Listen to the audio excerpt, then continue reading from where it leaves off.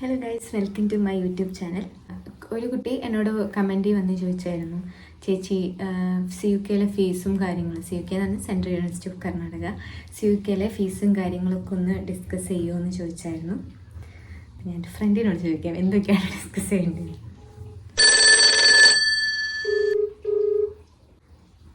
അപ്പോൾ CUKനെ കുറിച്ച് പറയുമ്പോൾ എനിക്ക് ഞാൻ BSc പഠിക്കുമ്പോൾ, അതായത് BSc മാത്തമാറ്റിക്സ് ആണ് ഞാൻ പഠിച്ചത്. അത് കഴിഞ്ഞിട്ട് MSc മാത്തമാറ്റിക്സ് ആണ് സെൻട്രൽ യൂണിവേഴ്സിറ്റി കർണാടകയിൽ എടുത്തത്. അപ്പോൾ BSc മാത്തമാറ്റിക്സ് പഠിക്കുമ്പോൾ ഞാനിവിടെ ഡിഗ്രി കോളേജ്, ഇവിടെ SM കോളേജിലാണ് ചേർന്നത്. ഇവിടെ അടുത്ത് തന്നെയുള്ള, എൻ്റെ വീടിൻ്റെ അടുത്തുള്ള SM കോളേജിലാണ് ഞാൻ ചേർന്നത്.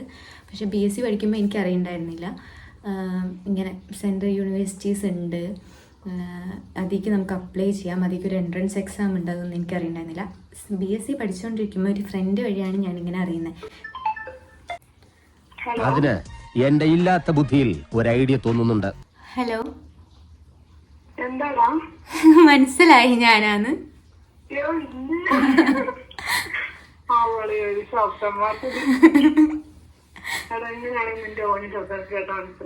ഒന്ന് പോവാടാ മരമാക്കി പോയി തരത്തി പോയി കളിക്കടാ. ആണല്ലേ. ഞാൻ അങ്ങനെ യൂട്യൂബിൽ വീഡിയോ എടുത്തോണ്ടിരിക്കുമ്പോഴേ ഞാൻ വിചാരിച്ചു സെൻട്രൽ യൂണിവേഴ്സിറ്റി കർണാടകയെ കുറിച്ച് എന്തെങ്കിലും പറഞ്ഞിട്ട് വീഡിയോ എടുത്താലോന്ന്. അപ്പൊ എന്തൊക്കെയാടാ പറയണ്ടേ? Beautiful city. Beautiful city which is called which is a part of Karnataka and the district. എടാ മലയാളത്തിൽ പറഞ്ഞാൽ മതി, മലയാളത്തിൽ വീഡിയോ ഇടുള്ളൂ. ഇംഗ്ലീഷ് ആണെങ്കിൽ പിന്നെ ഡിസ്ട്രിക്റ്റിന്റെ പേരെന്തിനു? Gulbarga. Gulbarga. Beautiful city, beautiful culture, beautiful people. Oh my God. Their culture is amazing and the people also fantastic. അതെ അതെ. അല്ല, അവിടുത്തെ ഒരു കുട്ടി എന്നോട് വന്ന വീഡിയോയിൽ കമന്റിൽ ചോദിച്ച് അവിടുത്തെ ഫീസും കാര്യങ്ങളൊക്കെ ഒന്ന് പറയോ ചേച്ചി എന്നൊക്കെ ചോദിച്ചിട്ടുണ്ടായിരുന്നു. ട്യൂഷൻ ഫീസ് റീഫണ്ടും എല്ലാം കൂട്ടി 16 സംതിങ് അടച്ചിട്ടുണ്ട്. പക്ഷെ നമ്മൾ ഈ സെൻട്രൽ യൂണിവേഴ്സിറ്റി കർണാടക തെരഞ്ഞെടുക്കാനുള്ള കാരണം എന്തായിരുന്നു? ഫീസ് കുറഞ്ഞ് പഠിക്കുക, കേന്ദ്ര സർക്കാരിന്റെ ഇതാണെന്നൊക്കെ പറഞ്ഞിട്ടാണ് നമ്മൾ തെരഞ്ഞെടുത്തത്. എടാ, ഇതൊക്കെ വീഡിയോയിലേടാക്കെ വീഡിയോ എടുത്തോണ്ടിരിക്കുക ഞാൻ, അറിയോ? ആടാ ഇല്ല. ഈ ഹോഡ് സെമ്മില് 15 സംതിങ്, ഇവൻ സെമ്മില് 11 സംതിങ് ആണ് ട്യൂഷൻ ഫീ ആയിട്ട് അടയ്ക്കാൻ വന്നത്. പിന്നെ ഹോസ്റ്റൽ ഫീ നോക്കുകയാണെങ്കിൽ ഫസ്റ്റ് നമ്മൾ ജോയിൻ ചെയ്തപ്പോൾ 194 സംതിങ് റുപ്പീസ് പെർ ഡേ ആയിരുന്നു ജോയിൻ ചെയ്ത ടൈമില്. പിന്നെ 92 90 സംതിങ് ആയിരുന്നു. അത് കഴിഞ്ഞിട്ട് പുതിയ മെസ്സുകാർ ജോയിൻ ചെയ്തപ്പോ എന്തായി? 80 സംതിങ് ആയി മാറി. അതെ, അവരെന്നെ കൂട്ടട്ടെ. ഒരു 3 മാസത്തിനൊക്കെ ആയിരിക്കും അടയ്ക്കേണ്ട വരാം. ആകെ നമുക്ക് കൂടുതൽ അടയ്ക്കേണ്ട വന്നത് എത്രയോ 18 അങ്ങോട്ട് സംതിങ് ഒന്ന് അടയ്ക്കേണ്ട വന്നു. പക്ഷെ നമ്മളത് ഇൻസ്റ്റാൾമെന്റ് ആയിട്ട് അടയ്ക്കാനും പറ്റും. 4 മാസത്തെ 10 ഫസ്റ്റ് അടയ്ക്കുക, പിന്നെ 8 പിന്നെ അടയ്ക്കുക, അങ്ങനെ ഇതിൽ വന്നായിരുന്നു. അതെ, ഫുഡിനെ പറ്റി പറഞ്ഞു കൊടുക്കും. അതെ, ഇത്രയും നല്ല ചാപ്പാട് അടുത്തിടെ കഴിച്ചിട്ടില്ല. ഭയങ്കര നല്ല ഫുഡായിരുന്നു. ഫസ്റ്റ് സമയം നല്ല ഫുഡായിരുന്നു കൊടുത്തിരുന്നത്. പിന്നെ ആവുമ്പോ അവര് ലോ ആയിട്ട് വന്നേ. പിന്നെ ആ മെസ്സുകാര് മാറി, പുതിയ മെസ്സുകാര് വന്നേ. അപ്പോഴും നല്ല ഫുഡായിരുന്നു. പുതിയ മെസ്സുകാർ ജോയിൻ ചെയ്തപ്പോ നല്ല നല്ല രസവും പപ്പടവും എല്ലാം കൂട്ടി നമ്മളെ ചോറുണ്ണാൻ തുടങ്ങി. എല്ലാ ദിവസവും ബട്ടർ മിൽക്ക്. അതെ, അതൊക്കെയായിരുന്നു. പണ്ടത്തെ മെസ്സുകാരുള്ളപ്പോ ബട്ടർ മിൽക്കൊക്കെ എന്താ ഇങ്ങനെ വെള്ളം പോലെയായിരുന്നു കിട്ടിയിരുന്നത്. പക്ഷെ പുതിയ മെസ്സുകാർ ജോയിൻ ചെയ്തപ്പോ ബട്ടർ മിൽക്കൊക്കെ നല്ല കട്ടിയിലൊക്കെ കിട്ടി തുടങ്ങി. പക്ഷെ പിന്നീട് കുറഞ്ഞു വന്ന്. അപ്പൊ അങ്ങനെ തന്നെയാണല്ലോ, തുടക്കത്തില് എല്ലാരും നല്ലതായിട്ട് ഇതായിട്ട് പിന്നെ ഇതാവും.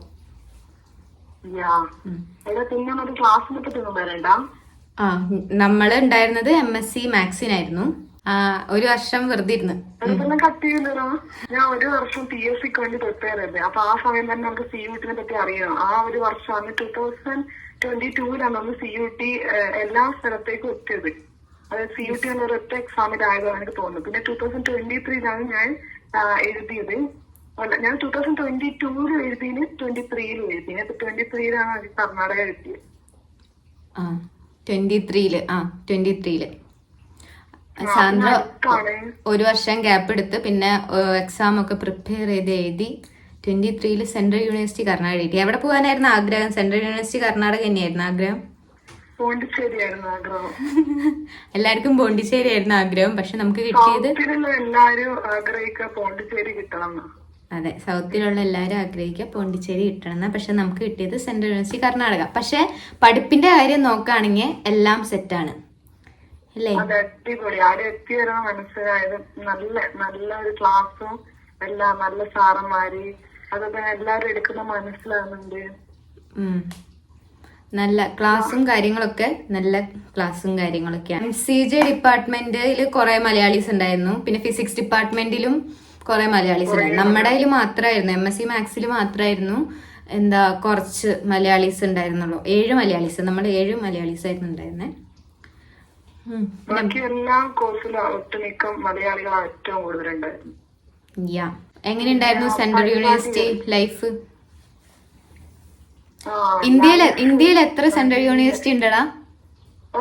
ഇന്ത്യയിൽ എത്ര സെൻട്രൽ യൂണിവേഴ്സിറ്റി ഉണ്ട്? 54 എത്രയോ സംതിങ് ആണോ ഉള്ളത്. 50 സംതിങ് സെൻട്രൽ യൂണിവേഴ്സിറ്റി ഉള്ളതിൽ അതിലൊരു സെൻട്രൽ യൂണിവേഴ്സിറ്റിയിലാണ് നമ്മൾ പഠിച്ചത്.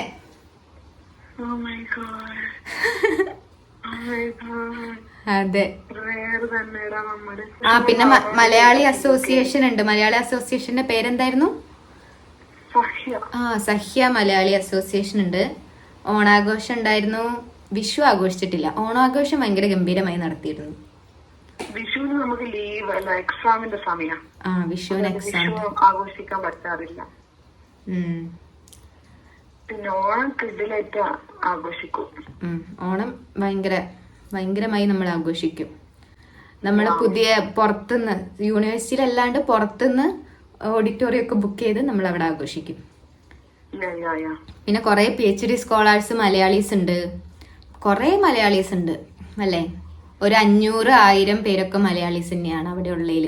അത് ഒട്ടുമിക്ക മലയാളികളും മാത്രമാണ്. ഹോസ്റ്റലിൽ നോക്കിയാൽ തന്നെ എല്ലാരും മലയാളം പറഞ്ഞ് നടക്കുന്ന ആളാണ്. ഇത്രയ്ക്കും മലയാളീസ് ഉണ്ട്. പിന്നെ ഹോസ്റ്റൽ ലൈഫ് എങ്ങനെ ഉണ്ടായിരുന്നടാ? ഹോസ്റ്റൽ ജീവിതത്തിനെ ആരാ കൂടെ നിന്നേന്ന് ആലോചിക്കണം, എന്നിട്ട് പറയാം. ആരാ കൂടെ നിന്നേ നിന്റെ? അതേ ഒരു പ്രശ്നമുള്ളൂ. അതെ, ഹോസ്റ്റൽ ലൈഫ് ഒക്കെ ഗംഭീരമാണ്. നിങ്ങൾക്ക് എത്ര എൻജോയ് ചെയ്യാൻ പറ്റും അത്രയും എൻജോയ് ചെയ്യാൻ പറ്റും. അതെ, റൂംമേറ്റുകൾ എങ്ങനെ ഇരിക്കും അതുപോലെ നിങ്ങൾക്ക് എൻജോയ് ചെയ്യാൻ പറ്റും. പിന്നെ റൂംമേറ്റ്സിനെ നമുക്ക് മാറ്റിയെടുക്കാൻ പറ്റും. നീയും സാദ്യം കൂടിയാണ് അവളെ വഷളാക്കിയത്. ഞാൻ പാവായിരുന്നു. എന്നെ നീ വഷളാക്കി. പിന്നെയാ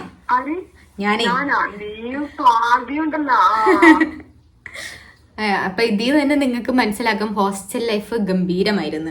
ഹോസ്റ്റൽ ലൈഫ് ഇങ്ങനെ ഇല്ലെങ്കിൽ പിന്നെ ഒരു കാര്യമില്ല. അതെ, ഹോസ്റ്റൽ ചേഞ്ച് ആക്കാൻ പറ്റും. DSWയിൽ ചെന്ന് അപ്ലിക്കേഷനൊക്കെ കൊടുത്ത ഹോസ്റ്റൽ ചേഞ്ച് ആക്കാൻ പറ്റും. മോളിൽ നിന്ന് നോക്കിയാൽ ഷേപ്പ് മറ്റേ പരുന്തിന്റെ ചിറക് എന്നാണ് എല്ലാവരും പറയാറ്. അതെന്തോ കേട്ട ഒരു ഓർമ്മ. അങ്ങനെയാണ് അതിന്റെ സ്ട്രക്ചർ. എല്ലാ സ്ഥലവും കാണാൻ ഒരുപോലെ ഇരിക്കും. ഫസ്റ്റ് നിങ്ങൾക്ക് ചെല്ലുമ്പോൾ കൺഫ്യൂഷൻ ഉണ്ടാവും, പക്ഷെ പിന്നെ അത് മാറിക്കോളും. ഇപ്പോഴും സാന്ദ്രയ്ക്ക് വഴി അറിയില്ല. ഞാൻ വേണം പറഞ്ഞു കൊടുക്കാൻ. എനിക്കതിന്റെ മുക്കും മൂലയും അറിയാം. അതിനകത്ത് പൊടി വരെ ഏത് ബ്ലോക്കില് പൊടിയാന്ന് വരെ എനിക്കറിയാം. അതെ, എല്ലാ സ്ഥലവും കാണാൻ ഒരുപോലെ ഇരിക്കും. പക്ഷെ 2-3-4 ദിവസം കഴിയുമ്പോൾ നിങ്ങൾക്ക് തന്നെ മനസ്സിലായി തുടങ്ങും. ഇതാണ് എല്ലാ ഡിപ്പാർട്ട്മെന്റും കാണാൻ ഒരുപോലെയാ. ഫസ്റ്റ് കെമിസ്ട്രി ഫസ്റ്റ് ഇഷ്ടംപോലെ ഫെസ്റ്റ് ഉണ്ട്. ദീപാവലിക്ക് ഉണ്ട്. ഓരോരോ എന്താ പറയാ ഡിപ്പാർട്ട്മെന്റ് പോലെ ഫെസ്റ്റ് ഉണ്ടാകുമോ. എല്ലാം കൂടെ അടിപൊളിയാ. ഓരോരോ ഫെസ്റ്റിനും നമുക്ക് ഇഷ്ടമുള്ളവർക്ക് പാർട്ടിസിപ്പേറ്റ് ചെയ്യാം. പിന്നെ ഓപ്പൺ മൈക്ക് ഉണ്ടാകും, ഓപ്പൺ സ്റ്റേജ് ഉണ്ടാവും. എന്തുവാണ് ചെയ്യാം. അതെ, എന്ത് വേണേലും ചെയ്യാം. പക്ഷെ 9:30 എന്താ പറയാ ഹോസ്റ്റലിൽ വേണോ? അതെ, ഗേൾസിന് 9:30 വരെ, 9 o'clock ആണെന്ന് തോന്നുന്നുണ്ട്. ബോയ്സിന് 24. ബോയ്സിന് 24 hours, ഗേൾസിന് 9 or 9:30. നമ്മൾ വേറെ ഹോസ്റ്റലിലായതുകൊണ്ട് അവിടെ ദൂരെ ആയതുകൊണ്ട് നമുക്ക് 9:30 വരെ ഉണ്ടായിരുന്നു. പക്ഷെ ബാക്കി എല്ലാ ഗേൾസ് ഹോസ്റ്റലിലും 9 വരെയായിരുന്നു. പിന്നെ രാവിലത്തെ വാൻ. വാൻ ഉണ്ട്, ഇലക്ട്രിക് വാൻ ഉണ്ട്, 3-4 ബസ് ഉണ്ട്. ബോയ്സിനെ കൊണ്ടുവരാൻ മാത്രം വേറൊരു ബസ് ഉണ്ട്, ഗേൾസിനെ കൊണ്ടുവരാൻ വേറെ ബസ് ഉണ്ട്, ഇലക്ട്രിക് വാൻ ഉണ്ട്. പക്ഷെ ഇതൊന്നും സമയത്ത് വരാറില്ല, അതാണ് സത്യം. പിന്നെ വരും, നമ്മളെ കൊണ്ടുവരാനൊക്കെ ഇതാക്കും. പിന്നെ ക്ലാസ്സിൽ ലേറ്റ് ആയി കയറുന്നതിനൊന്നും സീനില്ല എന്ന് തോന്നുന്നു. ഇതേ 2 ഹോസ്റ്റൽ വന്നു, ഗംഗ ഹോസ്റ്റലും ഗേൾസിന് വേണ്ടി ഗംഗ ഹോസ്റ്റലും ബോയ്സിന് വേണ്ടി കൃഷ്ണ ഹോസ്റ്റലും വന്നു. കൃഷ്ണ പറയുകയാണെങ്കിൽ നമ്മള് ക്ലാസ് എടുത്തോണ്ടിരിക്കുമ്പോ തല കറങ്ങിയാല് മറ്റേ എന്ത് കാര്യത്തിൽ നമുക്ക് ഒന്നും ചോദിക്കാണ്ട് ഇറങ്ങി പോകാം. അതെ, അങ്ങനെയൊന്നും കുഴപ്പമില്ല, അങ്ങനെയൊന്നും കുഴപ്പമില്ല. കാരണം ടീച്ചേഴ്സ് ഒക്കെ ഭയങ്കര ഫ്രണ്ട്ലി ആണ്. ടീച്ചേഴ്സ് നമുക്ക് വണ്ടിയൊക്കെ തരും. മോൻ ഇതും കൊണ്ട് പൊക്കോ, ഹെൽത്ത് സെന്റർ ഉണ്ട് കേട്ടോ അവിടെ. ഫ്രീ ആയിട്ട് നമുക്ക് ഒരു 500 രൂപ അടയ്ക്കണം സെമസ്റ്ററിൽ. അപ്പൊ ഫ്രീ ആയിട്ട് നമുക്ക് ചികിത്സ കിട്ടും. മറ്റേ ഒരു സെമസ്റ്ററിൽ 500 രൂപ അടച്ചാൽ 1000 വട്ടമാണ് പോവാം. അതെ, 1000 വട്ടം നമുക്ക് പോവാം. അപ്പൊ ടീച്ചേഴ്സൊക്കെ വണ്ടിയുടെ കീ ഒക്കെ എടുത്ത് നമുക്ക് ഇങ്ങനെ തരും. അപ്പൊ പോയിട്ട് വായോ, ഹെൽത്ത് സെന്ററിൽ പോയിട്ട് വായോ എന്നൊക്കെ പറഞ്ഞിട്ട് തരും. സാന്ദ്രൻ എന്തോരം വട്ടം തല ഇറങ്ങി വേണിക്കണെന്ന് അറിയോ?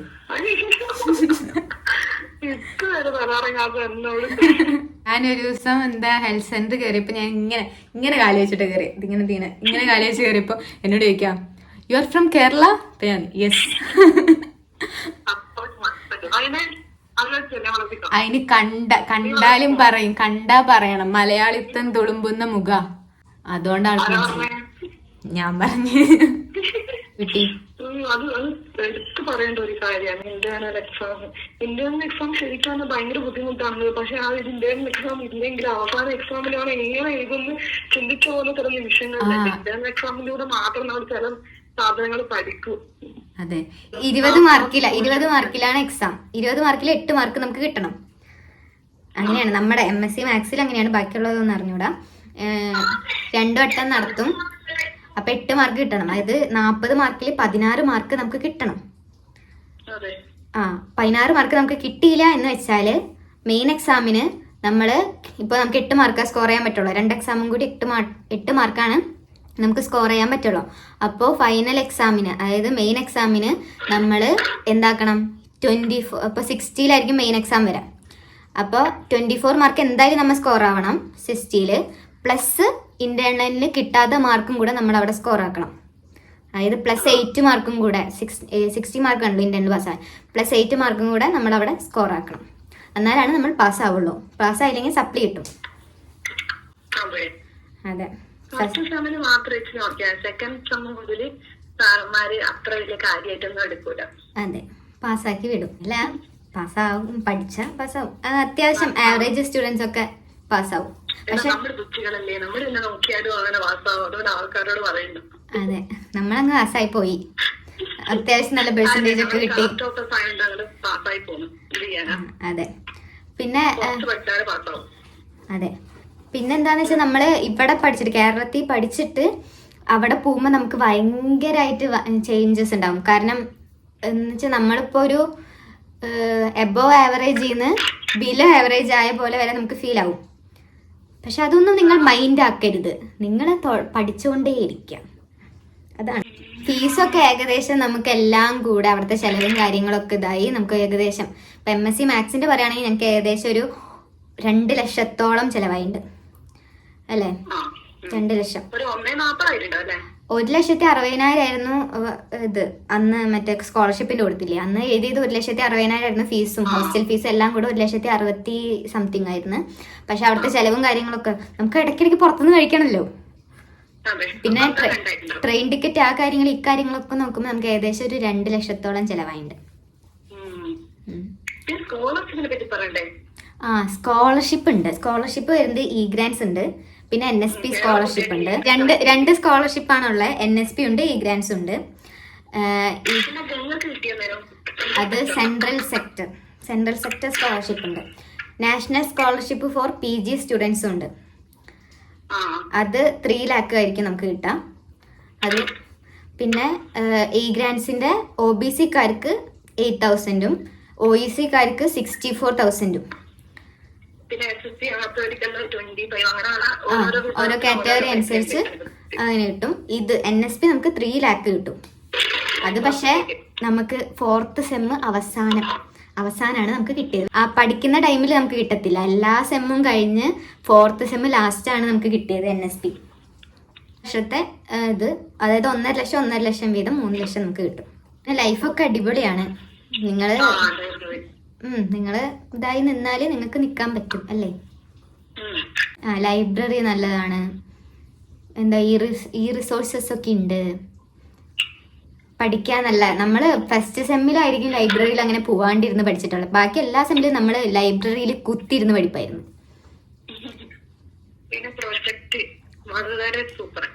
പ്രൊജക്റ്റ് ഉണ്ട്. പ്രൊജക്റ്റ് നമുക്ക് MSc മാത്സിനും അവിടെ തന്നെയാണ് പ്രൊജക്റ്റ് ചെയ്യാൻ പറ്റുള്ളൂ. പക്ഷെ ബാക്കി ഡിപ്പാർട്ട്മെന്റ്സിനൊക്കെ പുറത്ത് പോയി പ്രൊജക്റ്റ് ചെയ്യാൻ പറ്റും. ഇവിടെ ഉള്ളിൽ എന്തൊക്കെയുണ്ടെന്ന് വെച്ചാൽ എല്ലാ ഡിപ്പാർട്ട്മെന്റിലും പിന്നെന്താ ക്യാൻറ്റീൻ ഉണ്ട്, പിന്നെ ഗ്രൗണ്ട് ഉണ്ട്, പിന്നെ അമ്പലങ്ങളുണ്ട് കേട്ടോ. രണ്ട് അമ്പലങ്ങളുണ്ട്. ബോയ്സ് ഹോസ്റ്റലിൽ അവിടെയും ഒരു അമ്പലമുണ്ട്. പിന്നെ സ്റ്റേജ് മൾട്ടിപർപ്പസ് ഹാളുണ്ട്. സ്റ്റേജും പിന്നെ മറ്റേ നമ്മുടെ കളികളൊക്കെ ഉണ്ടല്ലോ, ഈ ക്യാരംസ്, ഷട്ടില്, പിന്നെ ജിമ്മുണ്ട്, പിന്നെ ഹെൽത്ത് സെൻ്റർ ഉണ്ട്, ഷോപ്പിംഗ് കോംപ്ലക്സ് ഉണ്ട്. ഷോപ്പിംഗ് കോംപ്ലക്സ് എന്ന് പറഞ്ഞാൽ നമ്മുടെ ഫുഡും പിന്നെ തയ്യൽ കട അങ്ങനത്തെ കാര്യങ്ങളൊക്കെ ഉള്ള. പിന്നെന്താ ഉള്ളത്? പോസ്റ്റ് ഓഫീസ് ഉണ്ട്. പിന്നെ പുറത്ത് യൂണിവേഴ്സിറ്റിയുടെ പുറത്ത് അത്യാവശ്യം നല്ല കടകളൊക്കെ ഉണ്ട്. ഫുഡിൻ്റെ കടകൾ മെയിനായിട്ട് ഫുഡ് അങ്ങനത്തെ കാര്യങ്ങൾ. ഫുഡ് എന്ന് പറഞ്ഞാൽ അന്വേഷിച്ചെടുക്കുന്നവർക്ക് ഫുഡ് ഉണ്ട്. പിന്നെ നല്ല സൺസെറ്റ് വ്യൂ ഉണ്ട്. അയ്യോ സൺസെറ്റ് പോയിന്റ് ഉണ്ട് അവിടെ. ഗ്രൗണ്ട് ഉണ്ട്. ഗ്രൗണ്ട് അങ്കൂർ പരിപാടി വരും വർഷത്തിൽ അങ്കൂർ വരും. അങ്കൂർ എന്ന് വെച്ചാൽ അവിടുത്തെ നമ്മുടെ ഇവിടുത്തെ കലോത്സവം പോലെ അവിടുത്തെ യൂണിവേഴ്സിറ്റിയുടെ ഒരു ഫെസ്റ്റാണ് അങ്കൂർ ഫെസ്റ്റ് വരും. അതിൽ നമുക്ക് ജോയിൻ ആക്കാം. പോരെ ഡാൻസും പാട്ടും എല്ലാം ഇങ്ങനത്തെ ഇങ്ങനത്തെ സംഭവങ്ങളൊക്കെ ഉണ്ടല്ലോ. ഈ വിശ്വാസങ്ങൾ റിലീജിയസ് പരമായ എല്ലാ സംഭവങ്ങളും അവിടെ ഭയങ്കരമായി ആഘോഷിക്കും. പിന്നെ കൾച്ചർ ഓരോരോ സ്റ്റേറ്റിന്റെ കൾച്ചർ ഒഡീഷ, പിന്നെ ബീഹാർ, പിന്നെ കേരളപ്പിറവി അങ്ങനെ ആഘോഷിച്ചിട്ടില്ല. ഉണ്ട്. നമ്മൾ വന്ന ലാസ്റ്റ് ഇയർ ആഘോഷിച്ചിരുന്നു കേരളപ്പിറവി. ഒഡീഷ ഫെസ്റ്റ് ഒക്കെ കണ്ടിട്ടുണ്ട്. യൂണിവേഴ്സിറ്റി ലൈഫ് ഒരു യൂണിവേഴ്സിറ്റി ലൈഫാണ്. അത് കേരളത്തിൽ കിട്ടത്തില്ല. കേരള സെൻട്രൽ യൂണിവേഴ്സിറ്റി കേരളയിൽ കിട്ടും. പക്ഷെ ഇതൊരു പ്രത്യേക എക്സ്പീരിയൻസ് ആണ് അല്ലേ. പിന്നെ ടെറസിന്റെ മേലെ പോയിരിക്കാം. ഹോം സിക്ക് ഉള്ളവർക്കൊക്കെ ചിലപ്പോ ഒരു 2 മാസം 1 മാസം ഒക്കെ മാക്സിമം 2 മാസമൊക്കെ ബുദ്ധിമുട്ടുണ്ടാവും. പിന്നെ അത് കഴിഞ്ഞാൽ സെറ്റ് ആവും അല്ലേ. ഞാനും അവിടെ ഹൈദരാബാദുകാരാണ് നടത്തുന്നത്, തെലങ്കാനക്കാരാണ് നടത്തുന്നത്. അതായത് ഹൈദരാബാദ്. അപ്പോൾ എന്താ ബിരിയാണി. പക്ഷെ വിലയൊക്കെ ഉണ്ട്, 100 സംതിങ് അത്രയും ഉണ്ട് ബിരിയാണിക്ക്. പക്ഷെ ബിരിയാണി അടിപൊളിയാണ്. ഈ സ്പൈസ്നെസ് കൂടുതൽ ഇഷ്ടപ്പെടുന്നവർക്ക് എന്തായാലും ഇഷ്ടപ്പെടും. അവിടുത്തെ ബിരിയാണി ഒന്നും കേരള ബിരിയാണി പോലെയല്ല. ഭയങ്കര നീളൻ റൈസൊക്കെ ഇട്ടിട്ട് ഒരു വേറെ തരം ബിരിയാണിയാണ്. പിന്നെ കേരള ഫുഡ് കിട്ടും അവിടെ. മലബാറി ദർബാറോ ദർബാർ എന്ന് പറഞ്ഞ കടയുണ്ട് അവിടുന്ന്, ഗുൽബർഗയിൽ കേട്ടോ. അവിടുന്ന് 1 മണിക്കൂർ നമ്മൾ സഞ്ചരിക്കണം. അപ്പം മലയാളി ദർബാർ എന്ന് പറഞ്ഞ കടയുണ്ട്. അവിടെ പോയി നമുക്ക് മലയാളി ഫുഡ് കിട്ടും. പിന്നെ യൂണിവേഴ്സിറ്റിയുടെ ഉള്ളിൽ തന്നെ ഒരു കേരള കടയുണ്ട്. പിന്നെ ഇടയ്ക്കിടയ്ക്ക് പുതിയ കടകൾ ഇങ്ങനെ ഓപ്പൺ ആയിക്കൊണ്ടേ ഇരിക്കും. അതൊന്നും നിങ്ങൾ പേടിക്കണം. ഫുഡിന്റെ കാര്യം പേടിക്കുക വേണ്ട. നിങ്ങൾക്ക് എവിടെ നിന്നെങ്കിലൊക്കെ ഫുഡ് കിട്ടും എന്തായാലും. ഇത് ഹോസ്റ്റലിൽ ഉണ്ട്. കാശ് വേണ്ടായിരിക്കും അല്ലേ ഡെലിവറി ചാർജ്? ഒന്നുമില്ല. അവർ ഹോസ്റ്റലിലേക്കൊക്കെ കൊണ്ടുവന്ന് തരും. ഗുൽബർഗയിൽ സ്റ്റേഷനിൽ ഇറങ്ങിയിട്ട് അവിടുന്ന് ബസ് സ്റ്റോപ്പിലേക്ക് നമ്മൾ ഓട്ടോ പിടിച്ചിട്ട് ബസ് സ്റ്റാൻഡിൽ എന്താ 10ാം നമ്പറാണ് നമ്മുടെ ബസ് എടുക്കുക. 10ാം നമ്പറിലാണ് ബസ് എടുക്കുക. അവിടുന്ന് ഏകദേശം 1 മണിക്കൂറുണ്ട് നമ്മുടെ യൂണിവേഴ്സിറ്റിക്ക്. അത് ബസ്സുകാരോട് പറഞ്ഞാൽ മതി, യൂണിവേഴ്സിറ്റി എത്തുമ്പോൾ പറയുന്നത്. പക്ഷെ നമുക്ക് തന്നെ മനസ്സിലാവും, ഇത്രയും വലിയൊരു ബിൽഡിംഗ് കാണുമ്പോൾ നമുക്ക് മനസ്സിലാവും ഇതാണ് യൂണിവേഴ്സിറ്റി, നമുക്ക് മനസ്സിലാവും. അപ്പം അങ്ങനെ അതാണ് നമ്മുടെ സെൻട്രൽ യൂണിവേഴ്സിറ്റി കർണാടക അല്ലേ? വേറെ ഒന്നുമില്ലല്ലോ. ഗുൽബർഗയില് കുറെ മാളുകളും പിന്നെന്തായിരുന്നു ആ അല്ലടാ, എന്തോ ആയിരുന്നല്ലോ അത്, എന്തോ ഒരു മാൾ ഉണ്ടായിരുന്നല്ലോ, ഓർക്കിഡ് മാള്. പിന്നെ വിശാൽ മാർട്ട് ഉണ്ട്. വിശാൽ മാർട്ട് അല്ലേ? ആ, വില കുറവിന് സാധനങ്ങൾ കിട്ടുന്നേ. അങ്ങനത്തെ മാർട്ടൊക്കെ ഉണ്ട്. അപ്പോൾ നിങ്ങൾക്ക് സിനിമയൊക്കെ കാണണമെങ്കിൽ അവിടെ പോയി സിനിമ കാണാം. ഫുള്ള് മലയാളീസ് ആയിരിക്കും. എന്താ മറ്റേ പാൻ ഇന്ത്യ ഫിലിംസ് ഒക്കെ വരും. ഇപ്പോൾ എമ്പുരാൻ അങ്ങനത്തെ ഫിലിംസ് ഒക്കെ വന്നിരുന്നു, ആടുജീവിതം അതൊക്കെ അവിടെ വന്നിരുന്നു. അപ്പോൾ അതൊക്കെ ഞങ്ങൾ പോയി കണ്ടിരുന്നു. പിന്നെ മാളുകളുണ്ട് കുറേ, നിങ്ങൾക്ക് വേണ്ട ഐറ്റംസ് ഒക്കെ മാളിൽ കിട്ടും. അത് ആലോചിക്കാം അല്ലേ സാന്ദ്രേ? ആ, ഓപ്പൺ ജിം ഉണ്ട്. ബോയ്സിന് പ്രത്യേകിച്ച് ഒരു ഓപ്പൺ ജിം ഉണ്ട്, നമുക്ക് ഗേൾസിന് പ്രത്യേകിച്ച് ഒരു ഓപ്പൺ ജിം ഉണ്ട്. പിന്നെ അവിടുത്തെ എന്താ ഈ ഫാക്കൽറ്റീസിന്റെ റിലേറ്റീവ്സ് ഒക്കെ അവിടെ തന്നെയാണ് താമസിക്കുക. അപ്പൊ അവരൊക്കെ വഴി കൂടെ ഇങ്ങനെ നടന്നു പോകുമ്പോൾ അവർ ജിമ്മിലൊക്കെ കയറിയിട്ട് ഇങ്ങനെ എക്സസൈസ് ഒക്കെ ചെയ്യുന്ന കാണാം. നമുക്ക് വേണമെങ്കിൽ നമുക്കും പോവാം, അവിടെ പോയി ഇരിക്കാം. Okay, bye. ഇല്ലടാ, ഇനി എന്തെങ്കിലും ഉണ്ടെങ്കിൽ ഡൗട്ടായിട്ട് കമന്റ് രേഖപ്പെടുത്തട്ടെ. ബൈ സാന്ദ്രേ, ബൈ പറ സാന്ദ്രേ. Hi bye. Hi bye. Hi by.